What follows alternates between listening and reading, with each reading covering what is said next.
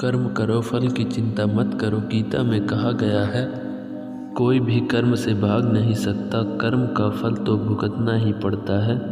अच्छे कर्म करने के बावजूद भी लोग केवल आपकी बुराइयां ही याद रखेंगे, इसलिए लोग क्या कहते हैं इस पर ध्यान मत दो, तुम अपना कार्य करते रहो। नकारात्मक विचारों का आना तय है, परंतु यह आप पर निर्भर करता है कि आप उन्हें कितना महत्व देते हैं। जो अच्छा लगे उसे ग्रहण करो और जो बुरा लगे उसका त्याग करो, फिर चाहे वह विचार हो, कर्म हो या मनुष्य। मैं भूत, वर्तमान और भविष्य के सभी प्राणियों को जानता हूँ, किंतु वास्तविकता में मुझे कोई नहीं जानता। ज़्यादा खुश होने पर और ज़्यादा दुखी होने पर निर्णय नहीं लेना चाहिए, क्योंकि यह दोनों परिस्थितियाँ आपको सही निर्णय नहीं लेने देती।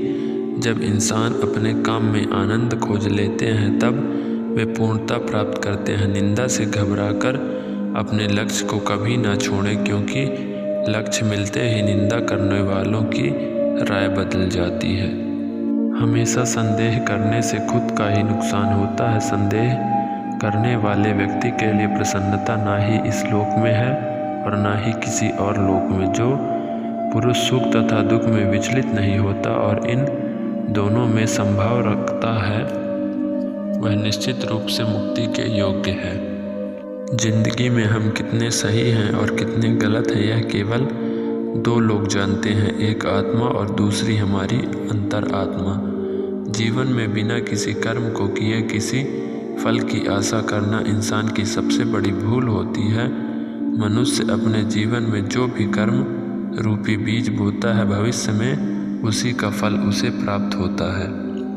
मैं श्रेष्ठ हूँ यह आत्मविश्वास है, लेकिन सिर्फ मैं ही श्रेष्ठ हूँ यह अहंकार है। क्रोध से उत्पन्न होता है मोह और मोह से स्मृति विभ्रम।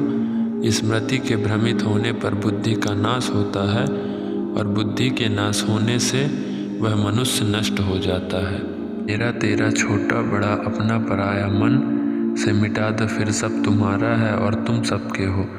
जिस प्रकार सूर्य उगते ही अंधकार मिट जाता है, उसी प्रकार सही ज्ञान की प्राप्ति से अज्ञान का अंत हो जाता है। तुम इस धरती पर मेहमान हो, मालिक नहीं, इसलिए अहंकार छोड़ दो। अकेले रहना तुम्हें यह भी सिखाता है कि वास्तव में तुम्हारे पास स्वयं के अलावा और कुछ भी नहीं। निराश न होना कमज़ोर, तेरा वक्त है तू नहीं। जैसे समुद्र के पार जाने के लिए नाव की एकमात्र साधन है, वैसे ही स्वर्ग में जाने के लिए सत्य ही एकमात्र सीढ़ी है, कुछ और नहीं। मनुष्य जिस रूप में ईश्वर को याद करता है, ईश्वर भी उसे उसी रूप में दर्शन देते हैं। मनुष्य अपने विचारों से ऊंचाइयों में भी हो सकता है और खुद को गिरा भी सकता है, क्योंकि हर व्यक्ति खुद का मित्र भी होता है और खुद का शत्रु भी। ना तो यह शरीर तुम्हारा है और ना ही तुम इस शरीर के मालिक हो। यह शरीर 5 तत्वों से बना है, आग, जल, वायु, पृथ्वी और आकाश। एक दिन यह शरीर इन्हीं 5 तत्वों में विलीन हो जाएगा। वह व्यक्ति जो अपनी मृत्यु के समय मुझे याद करते हुए अपना शरीर त्यागता है, वह मेरे धाम को प्राप्त होता है और इसमें कोई संशय नहीं है। किसी का अच्छा ना कर सको तो बुरा भी मत करना। चुप रहने से बड़ा कोई जवाब नहीं और माफ़ कर देने से बड़ी कोई सज़ा नहीं। जो मनुष्य अपने कर्म फल प्रति निश्चित है और जो अपने कर्तव्य का पालन करता है, वही असली योगी है। खुद को जीवन के योग्य बनाना ही सफलता का सुख और एकमात्र मार्ग है।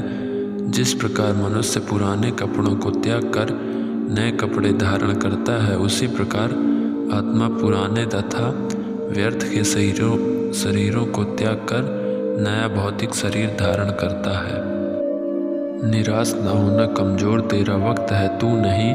जैसे समुद्र के पार जाने के लिए नाव ही एकमात्र साधन है, वैसे ही स्वर्ग में जाने के लिए सत्य ही एकमात्र सीढ़ी है, कुछ और नहीं। मनुष्य जिस रूप में ईश्वर को याद करता है, ईश्वर भी उसे उसी रूप में दर्शन देते हैं। अगर आपको कोई अच्छा लगता है तो अच्छा वो नहीं बल्कि अच्छे आप हो, क्योंकि उसमें अच्छाई देखने वाली नज़र आपके पास है। जो मुझे सर्वत्र देखता है और सब कुछ मुझे देखता है। उसके लिए ना तो मैं कभी अदृश्य होता हूँ और ना ही वह मेरे लिए अदृश्य होता है।